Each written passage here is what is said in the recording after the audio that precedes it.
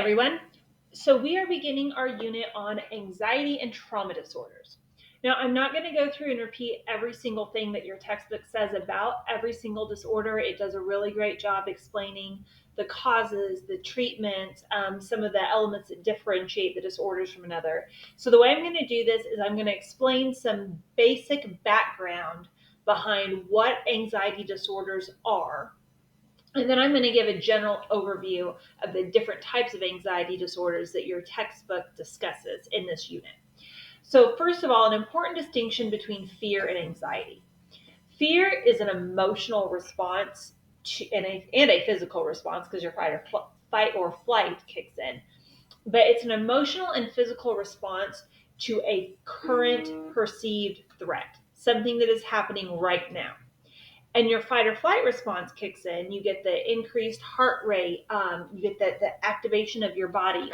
If you've ever been watching a movie and had that sensation of a jump scare during a scary movie, and you could feel it taking a few seconds for your heart rate to calm back down, for your breathing to slow back down, maybe you got goosebumps or chills or something like that. That's a fear response. Your brain perceived a current threat, something wrong right now, and kicked in those systems that may need to be there in order for you to respond to that threat. And fear is a good thing, right? Fear can keep you alive in a dangerous situation. If you're on vacation and you're out hiking and you hear a bear roaring in the woods, you're going to be very grateful you have that fight or flight response that's going to allow your muscles to operate more effectively, that's going to give you more endurance to run from the bear, so on and so forth. Now, what typically happens when you have a fear response is the logic center of your brain kicks in order to assess how true is my current threat appraisal, right? I just gave the example of hearing a bear roaring in the woods if you're out for a hike. What if you're at the zoo and you hear a bear roar behind you? You might have that same initial activation where your fight or flight starts to kick in, your heart rate elevates, your muscles get ready to act. But then the logic center of your brain is going to kick in and say, wait a minute, I'm at a zoo. That bear is in his enclosure over here. That startled me, but I'm safe. And your body's going to start calming down. Now, I say that to say that a lot of the anxiety disorders and the trauma disorders that we're going to discuss have that element of a fear activation to them. And we know that one of the things that happens during these disorders, especially if you're talking about panic attacks and if you're talking about PTSD, is that communication between the emotional fear center of your brain and that logical appraisal center.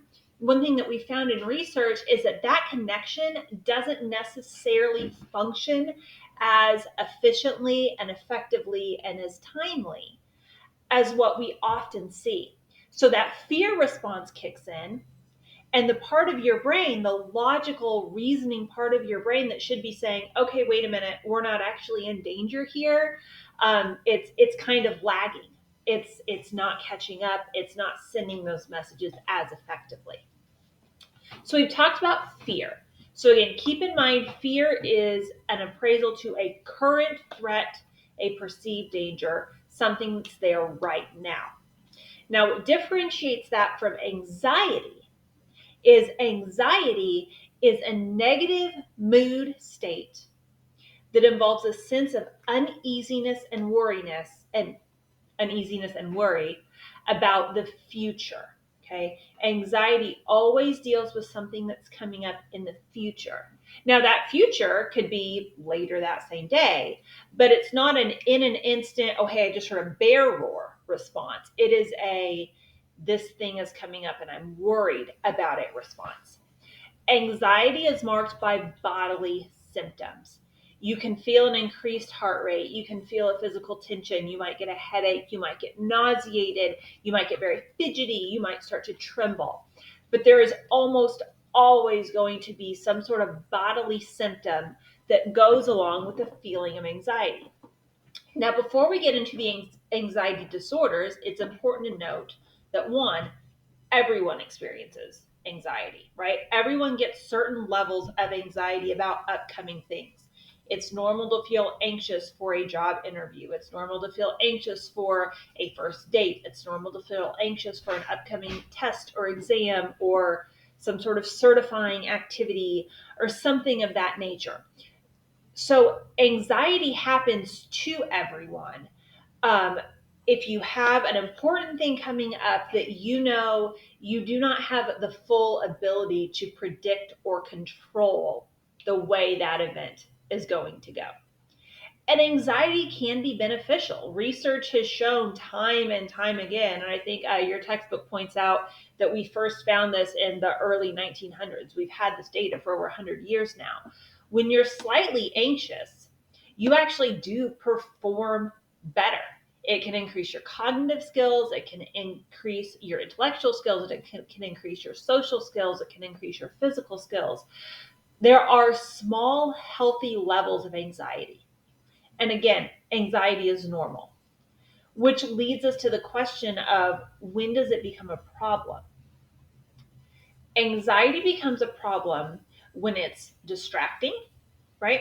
So I'm sitting down to take this test, and I'm not having the benefit of anxiety in that because I was nervous about this test, I studied really hard, and now I'm having really good recall because I'm having helpful levels of anxiety that's boosting my intellectual performance. I'm so anxious about how I'm going to do on this test that I'm distracted and I'm not fully reading or understanding the questions. I'm missing details. I'm thinking through things more slowly. So it can become a problem when it becomes distracting. It can become a problem when it's present for no reason. So like we talked about, it's normal to have anxiety for big upcoming things. It's a totally different story when your anxiety kicks in for no reason. It can become a problem when you cannot logic it away, right? We talked about that thought center, the thinking center of your brain, when that's really not doing what it should do and you can't reason or logic your way through being able to calm yourself down. And it becomes a problem when it's unproductive. Here's what I mean by that. Let's give an example of budgeting. It's normal to worry about money, right? We actually know that finances are one of the top leading causes of fights within partnerships, one of the romantic partnerships, and one of the leading causes for like divorce and relationship dissolution is disagreements about money and finances. It's normal to worry about money. It's normal to have anxiety about money and finances. So a beneficial anxiety would be, I'm worried about finances because I might have this upcoming thing. So it's going to be productive anxiety, and that it's going to cause me to be more careful with my budget. And there's also going to be that logic center of my brain to say, okay, I might be worried about money, but if I look at this on paper, I have enough money to pay my bills. I have enough money to do what I need to do. Might not have a lot of luxuries, but things are generally okay, right? A non-productive anxiety would be like a constant ongoing fear of money, a constant feeling of unease every time you spend $1, even if maybe logically you can afford your bills just fine.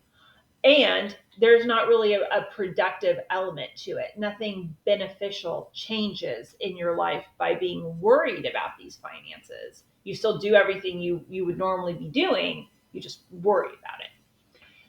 So anxiety is normal. It becomes a problem when it's distracting, apparent for no reason, cannot be logicked or reasoned away, and is non-productive. Now, the reason I opened with a discussion about fear is a lot of our anxiety disorders involve that fear element. And whenever you have a surge of fear for no reason, that's what we refer to as panic. So panic is a surge of fear for no reason, an activation of your fight or flight response system without it needing to be activated. So a panic attack then is when you have that surge, but there's not really a reason to be having it. And that's why the symptoms of a panic attack look very similar to the symptoms of your fight or flight response. Your heart starts pounding, you start sweating, you start trembling, you start breathing so fast you feel a shortness of breath. And since that adrenaline doesn't have anywhere to go, since you're not actually needing it to fight or flight, it then can produce some other symptoms. You can start feeling like you're choking. You can start to have chest pain. You can have nausea or other abdominal distress. You can start feeling dizzy or lightheaded. You can start feeling like you are going crazy. You might feel like you're dying. Some people say it feels like they're about to have a heart attack. You can get very hot or very cold. So a lot of bodily sensations happen whenever one of these panic attacks comes on. Now, we tend to divide panic attacks into two categories. We have expected or cued panic attacks, which is when you know that something's going to trigger this. And this might happen if you have a phobia or if you have social anxiety. You could make a list and say, I know if I get myself in one of these situations, I'm going to have a panic attack. That's an expected or a cued panic attack. And expecting to have a panic attack can make you more susceptible to it. So it's kind of this self-perpetuating problem. There's also unexpected or uncute panic attacks. And those are the ones where you don't really know what causes it. You don't really know what's going to bring it on or when or where it's going to happen. And a lot of times people who have the unexpected, the uncute panic attacks, that's what can lead into a problem with agoraphobia, right? Because there's this mindset of, I don't know what's going to set this off. I don't know when this is going to happen. I'm probably better off just avoiding all the things and staying where I know I am safe and secure to reduce the chances I'm going to have a panic attack triggered. And if I do have one triggered, at least I am safe in my home and I know I can easily call for help if I need it. So, why do some people develop a problem with panic attacks, develop a problem with crippling anxiety, whereas other people are able to keep it at a more healthy and productive level of anxiety? First of all, we do know that there is a genetic contribution. Now, there's a genetic contribution, but there is not a single gene, right? There is not a panic attack gene. There is not an anxiety disorder gene.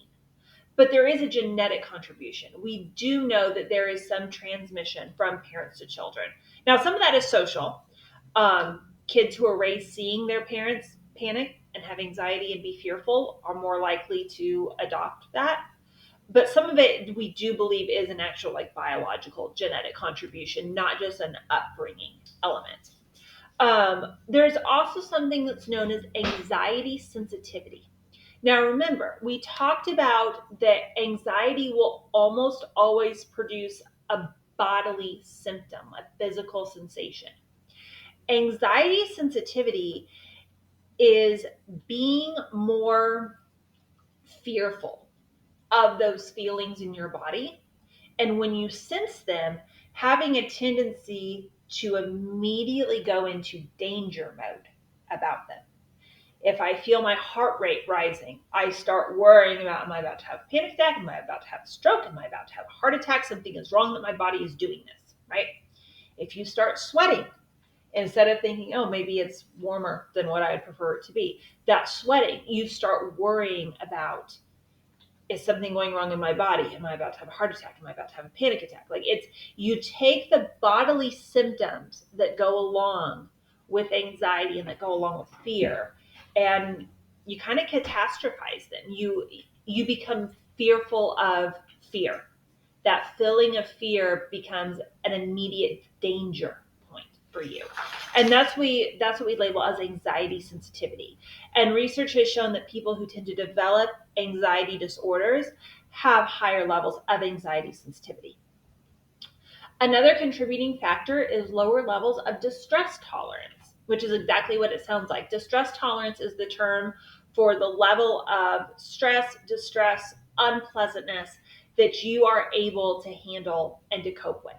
And there's a lot of individual differences in that, and there's a lot of things that go into those individual differences.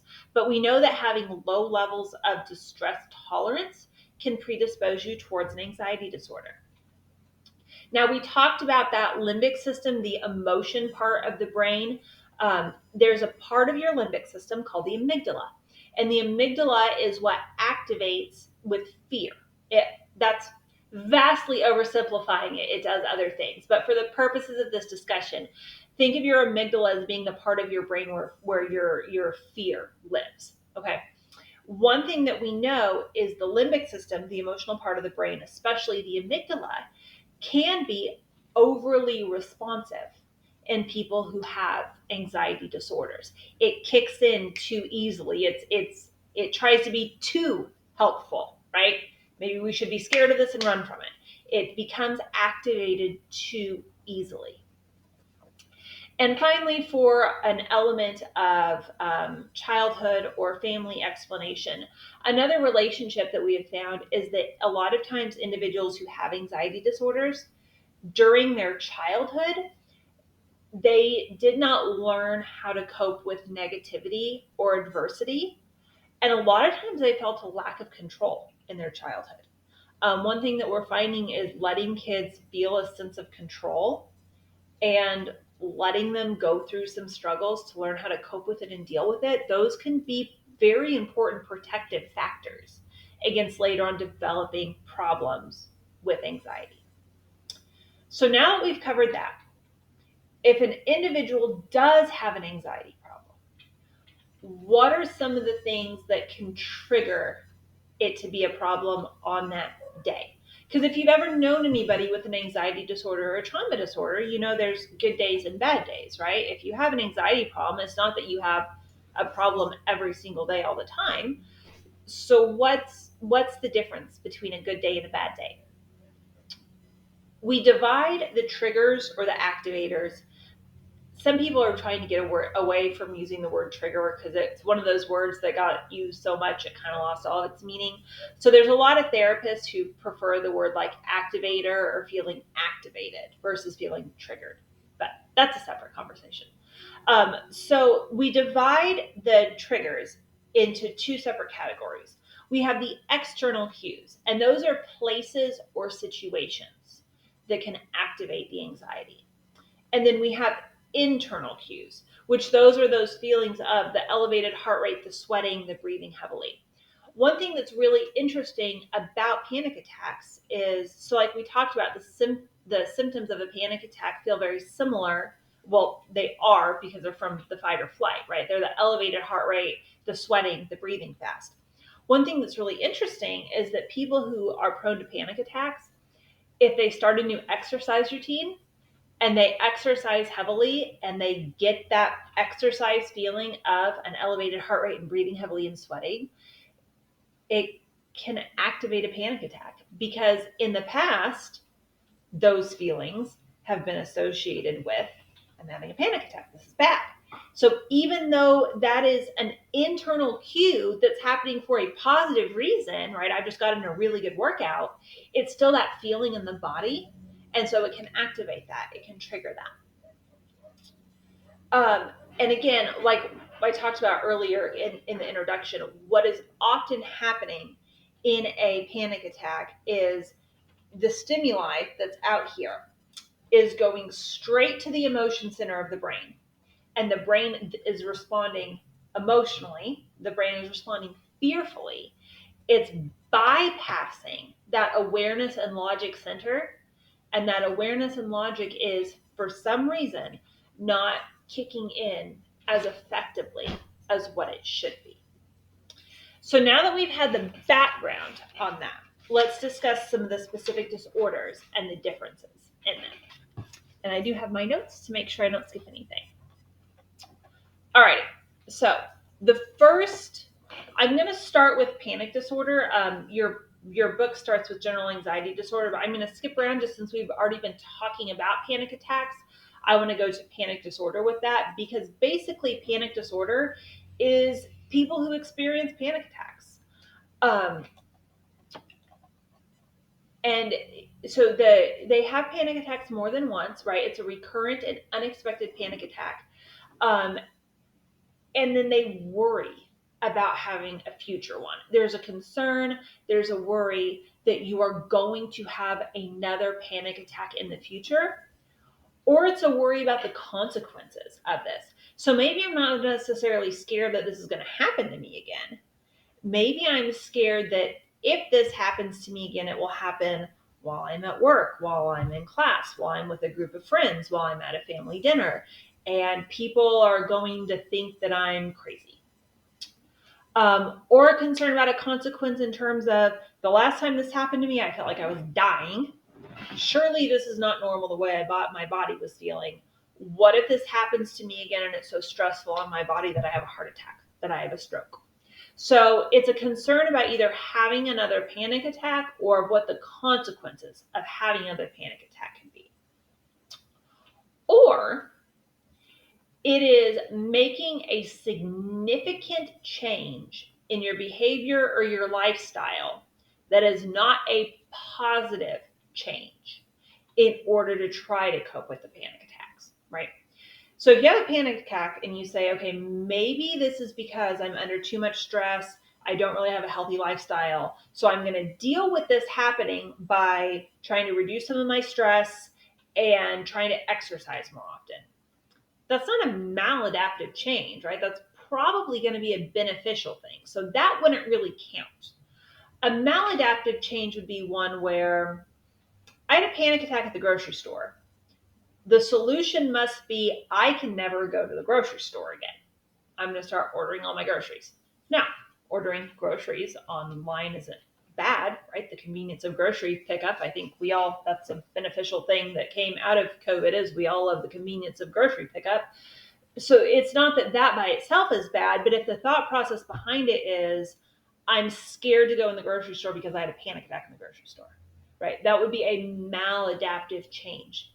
If you had a panic attack in class, there's nothing wrong with taking online classes, right? They're not bad. I wouldn't be teaching them if they were.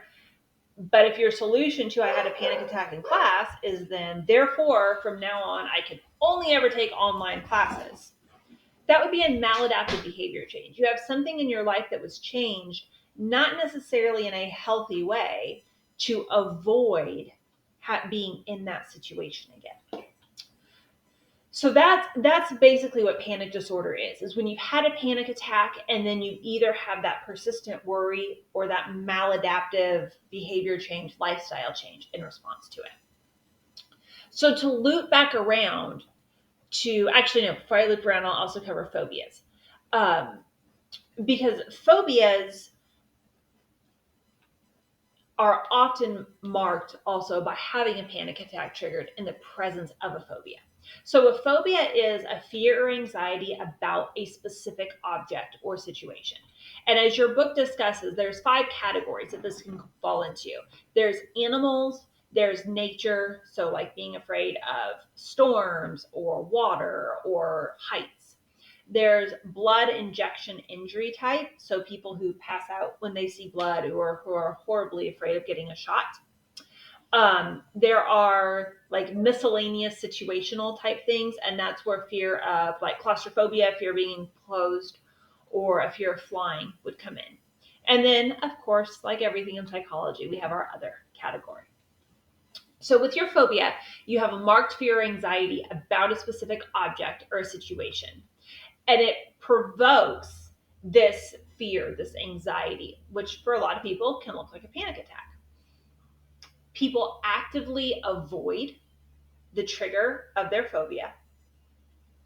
And the thing that you're phobic of is out of proportion to the actual danger that could be posed by it. Okay.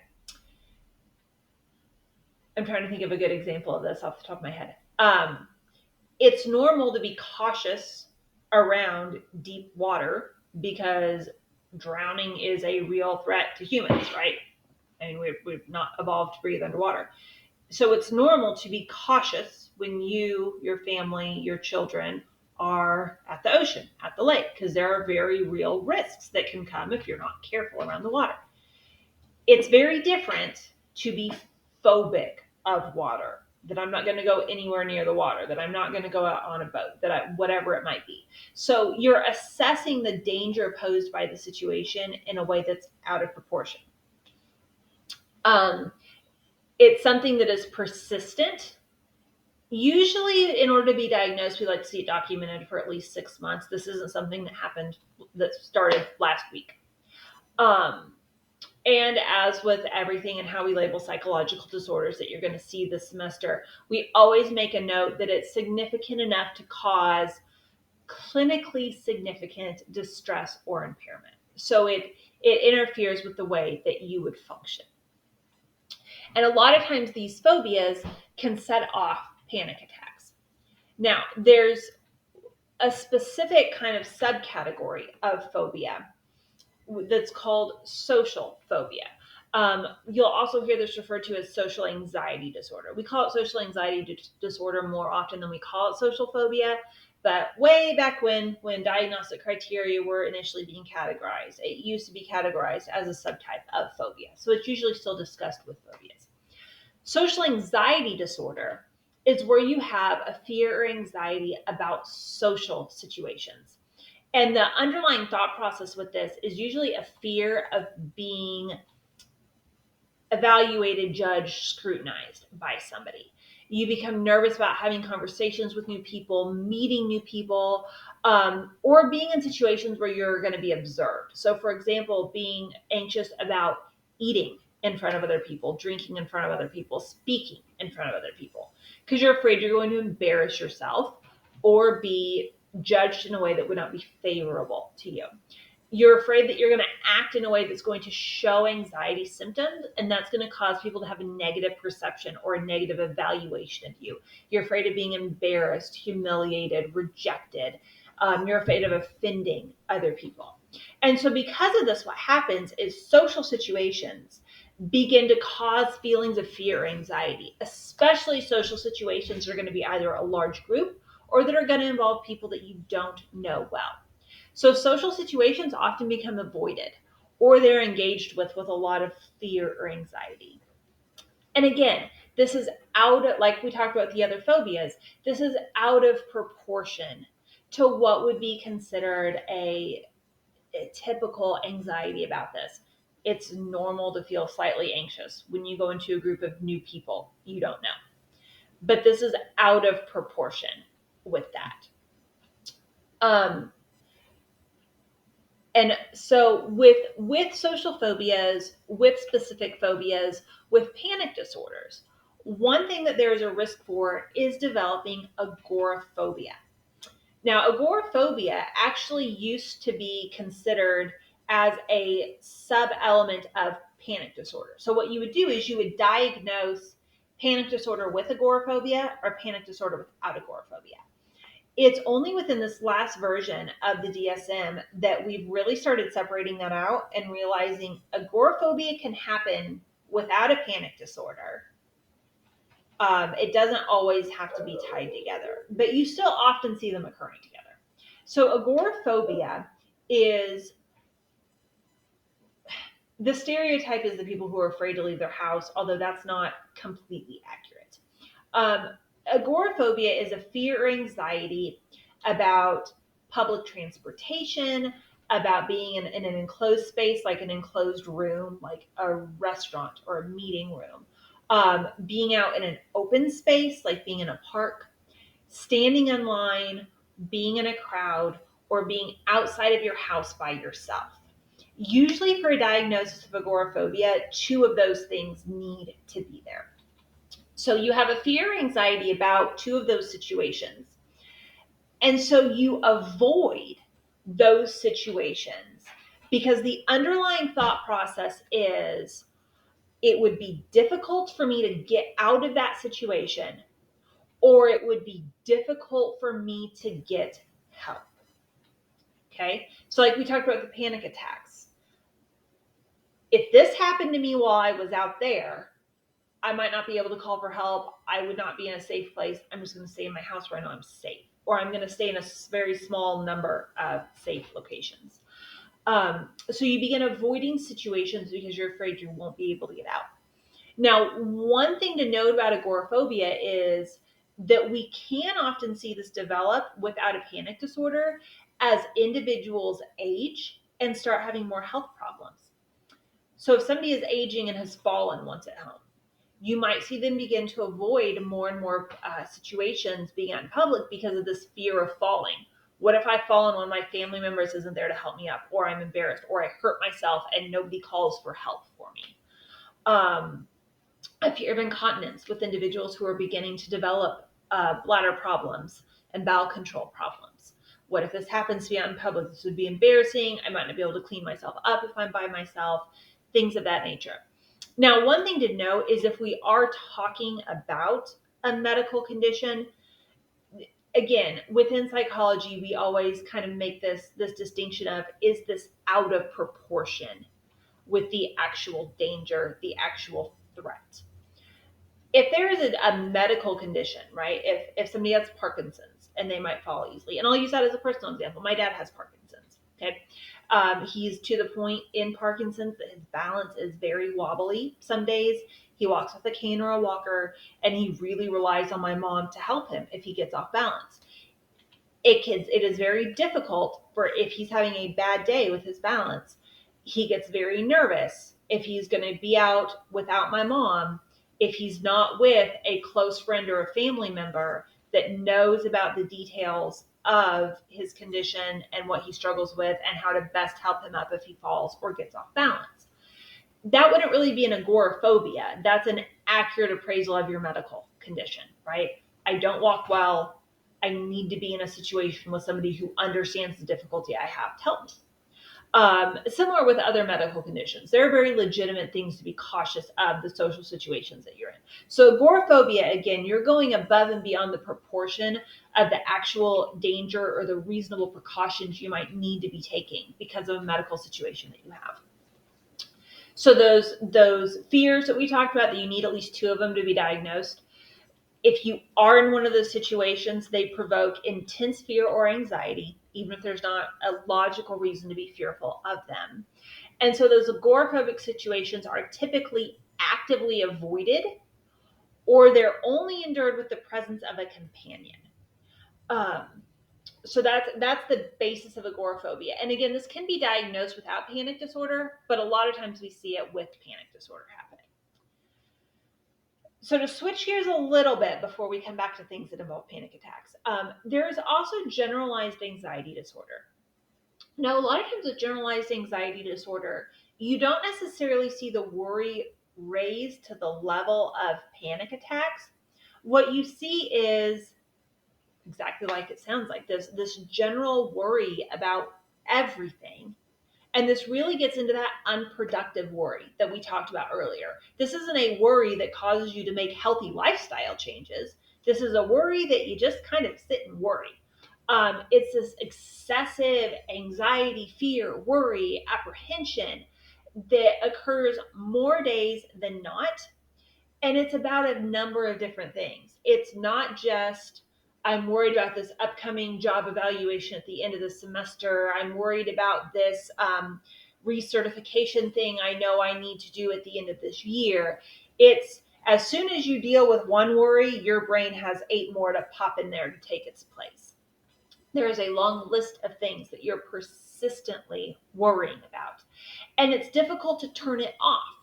Because again, with normal healthy anxiety, okay, maybe I'm concerned about this recertifying exam I have to at the end of the year.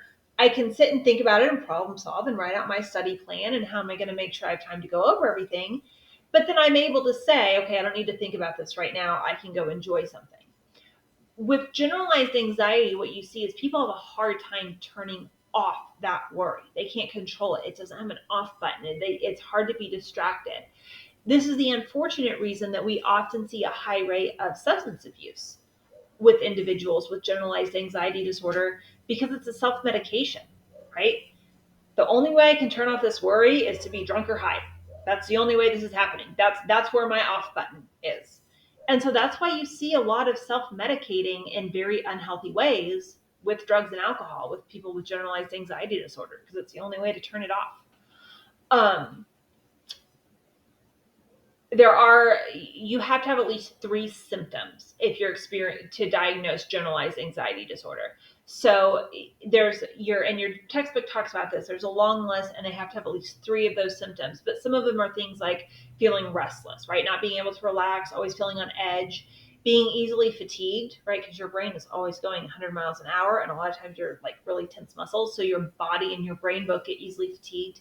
You might have difficulty concentrating, or the worry might get so intense that you feel like your mind is going to go blank. There might be some mood effects, so being irritable, being grumpy, always feeling muscle tension, and sometimes insomnia can go along with it. And later on in the semester, we're going to talk about sleep disturbance. But having sleep disturbance counts as one of the qualifying symptoms for this diagnosis. So that is generalized anxiety disorder. Those are the things that are classified specifically under anxiety disorders. And then we move to trauma disorders. And then OCD is kind of in its own little world, and we'll talk about that in a minute. So with a trauma disorder, the first one, and the one that probably everybody has heard of, is PTSD, or post-traumatic stress disorder. PTSD, it happens whenever you have experienced actual or threatened injury, sexual violence, or death. So you were in a situation where your life, your well-being was threatened. It can be something that you experienced directly. It can be something that you witnessed, or it can be something that you learned happened to a family member, a loved one, your parent, your sibling, your child, whatever it might be. A lot of times with PTSD, there is some element, well, not a lot of times, always, there is some element of re-experiencing it. And this usually comes in the form of a memory, a flashback, or a nightmare.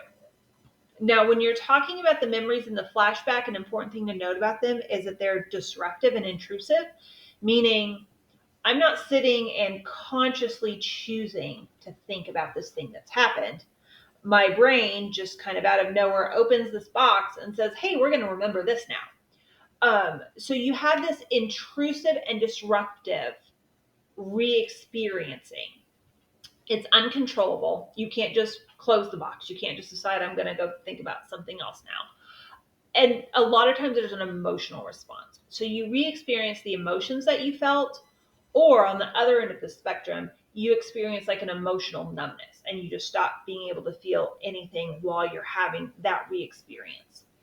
Another important note about PTSD is you might be unable to remember certain details or aspects of the trauma.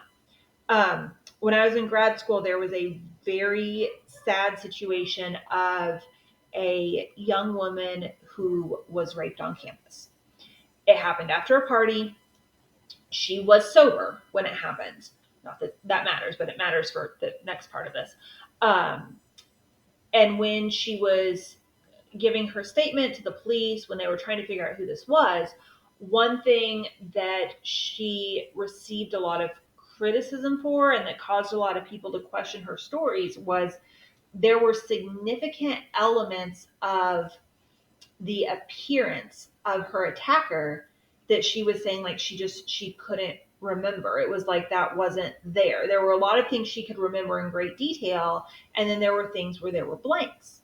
And so because of that, it was this really unfortunate situation where a lot of people were questioning if she was just trying to get somebody in trouble or she was trying to make some sort of political statement about, the campus had gotten more dangerous or whatever it might be. But she received a lot of criticism and a lot of flack for that because a lot of people were saying if she was sober, she should be able to remember these details. And I tell you that to point out that is not true. It is very common in PTSD to forget certain details or certain aspects of the trauma. It's normal. It's expected. So if you ever have a loved one who has experienced a traumatic event, an attack, an assault, and they can't remember certain elements of it, it doesn't mean they're lying or that they're embellishing. That is a very normal part of PTSD. So you have that threat that you experienced. You have these re-experiences, these intrusive memories. And again, this may come in the form of nightmares as well. Whenever you're having these experiences, a lot of times you will have some sort of physiological reaction. Your fear response will kick in.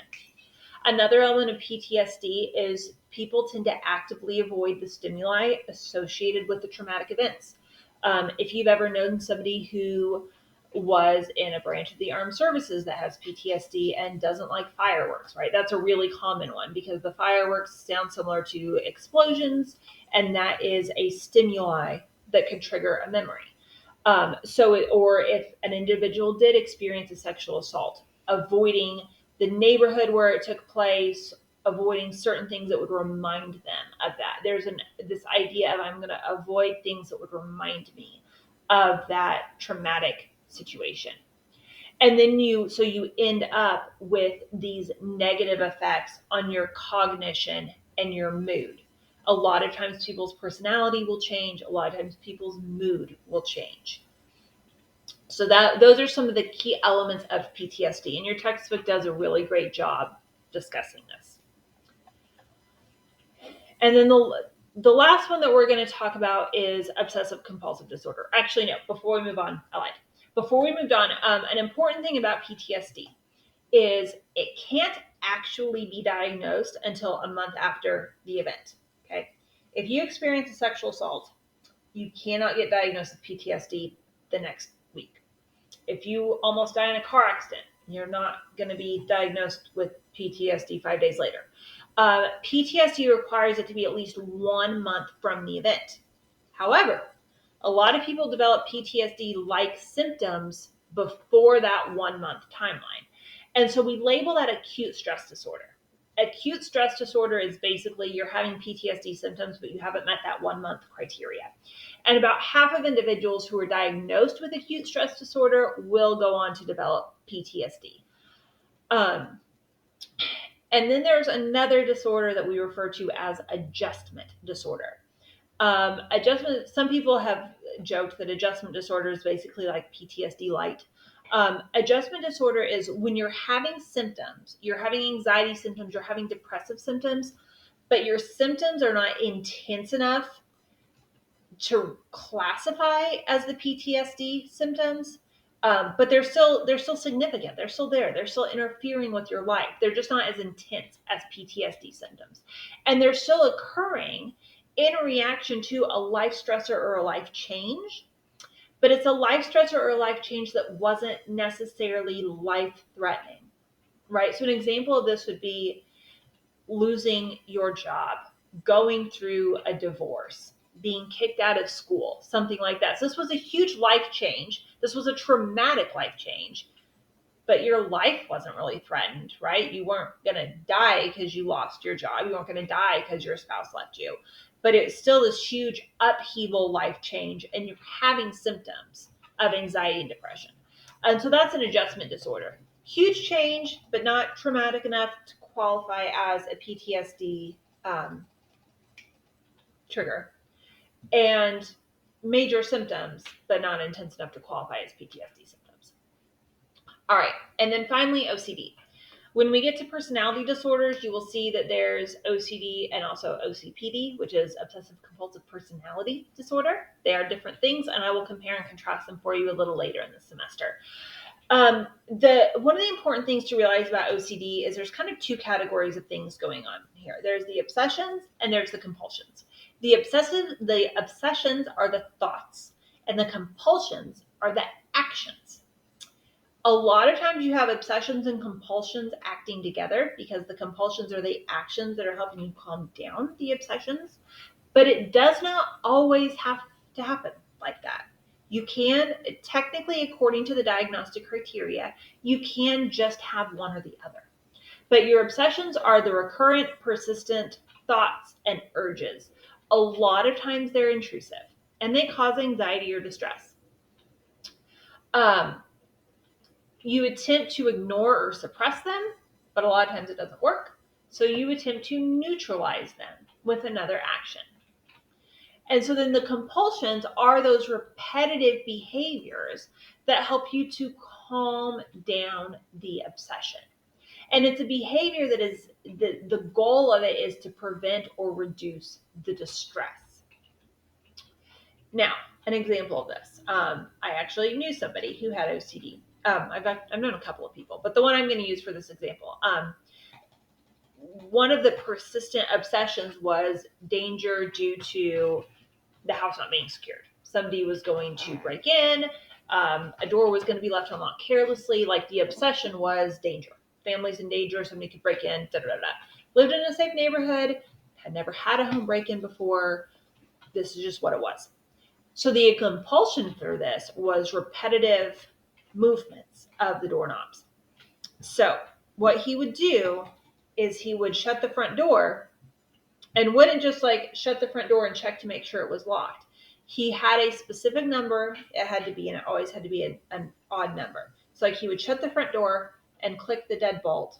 1, 2, 3, 4, 5. Remove his hand, put his hand on the doorknob. 1, 2, 3, 4, 5. Remove his hand, and then tap the door to make sure it was closed. 1, 2, 3, 4, 5. Sometimes that had to be more than once. He would make it quite a bit away from the door and turn back around and redo the deadbolt, redo the handle, redo the door. But that tapping and that checking was the compulsion that went along with that obsession of, what if my home isn't safe? And if he would wake up at night to go to the bathroom, he would have to go recheck the front door. This ended up actually taking a lot of time because it was the front door, it was the garage door, it was the back door. It was over and over and over again.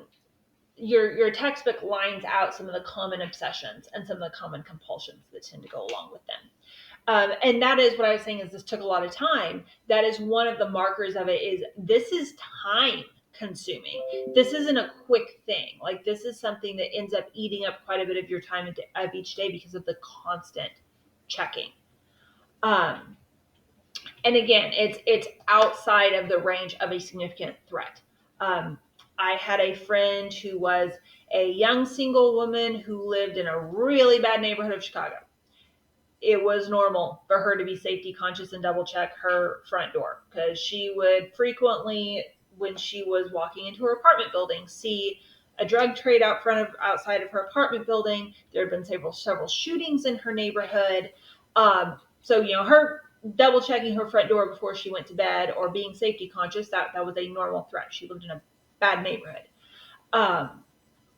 Or similar health things, right? If you know that you are in an unclean environment, if you work in the medical field and you know that you have germs all over the place all the time, washing your hands every few minutes is not an unreasonable compulsion, because you're constantly touching sick people and things that sick people have touched, and you want to make sure you are clean.